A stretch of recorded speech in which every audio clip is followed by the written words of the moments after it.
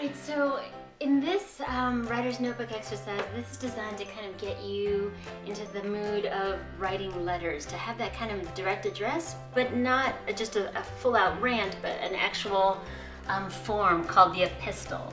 Growing up, I was always one of the only Asian American students in my classes, and so that kind of set me apart a little bit growing up in the suburbs or rural Kansas or rural Iowa. So I was always kind of observing, just kind of always wanting to fit in. But I've actually been so grateful. I always joke that my parents were the first poets I ever encountered, because they really taught me to kind of take notice of kind of the world around me. Being in the outdoors, that always sent me back to the library, wanting to know more about these plants and animals and minerals and stuff that I encountered. So I think that's where I started playing around with language.